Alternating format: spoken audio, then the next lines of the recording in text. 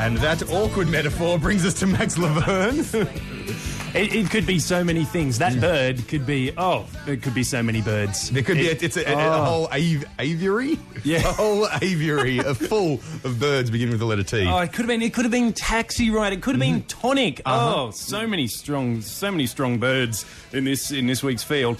Doctor, obviously this segment is all about shit music, and if a band's not shit, then they don't make the cut. But we've all got digestive systems, and I think we can all agree that there's shit, and then there's shit. And if I can be a little crass, Train are the kind that won't go down. Hey, soul sister, Mister on the radio, stereo, the way you move ain't fair, you know. That's their recent, massive Return of the King-esque hit single, Hey Soul Sister. It's vapid, and it's annoying, and it's ridiculous, and you do not get that kind of perfect storm without practice.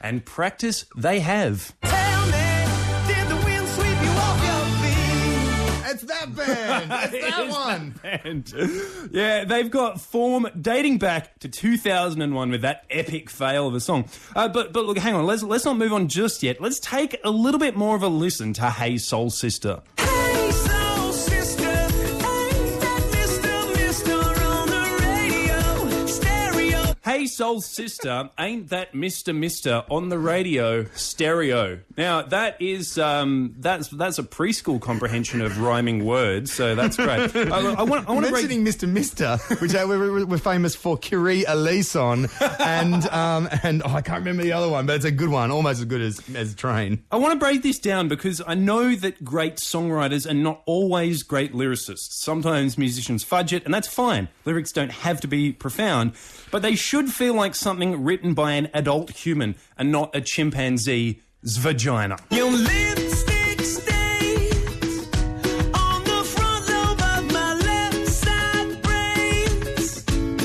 I knew I wouldn't forget you, and so I went and let you blow my mind. I don't know what that means, but here's what I don't like about it. I don't like the weird brain sex implication.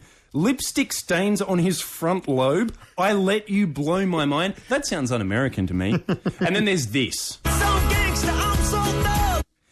There is a small chance that Train's Patrick Monahan is joking when he sings, "So gangster, I'm so thug." But given that he's traditionally favoured earnestness and complete lack of lyrical skill over humour, I refuse to give him the benefit of the doubt. So, what a wanker!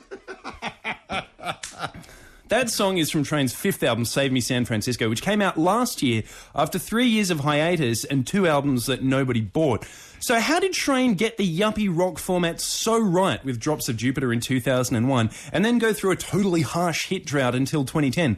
Maybe the answer lies within Drops of Jupiter itself. Can you imagine no love, fried chicken, the best soy latte that you ever had? Can you imagine a world without deep-fried chicken? The best soy latte you ever had, and me. Simple human pleasures. 2001, when that song came out, it was a difficult year. It came out just before September 11, and people listened to it because it had strings and no scary loud bits or sad soft bits. It had hopey bits about flying around in space and references to things that made Americans happy.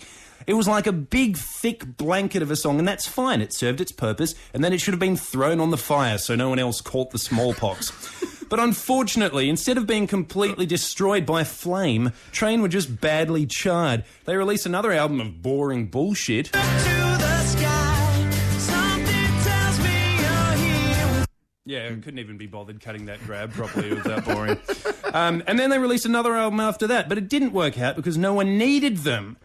But then they took 3 years off to chill out with some aloe vera, and this metaphor's getting really weird. And then they came back with Save Me San Francisco and visited this fresh hell upon us. Marry me. Oh, Jesus. Staying every day. All right, that doesn't even make sense, but roll the next clip. You wear white and I wear out the words I love you.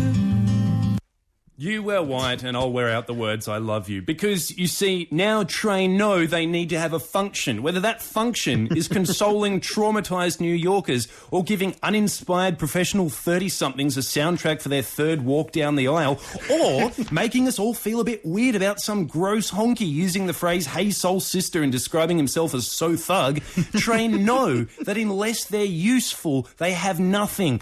They're the musical equivalent of like a bucket or something.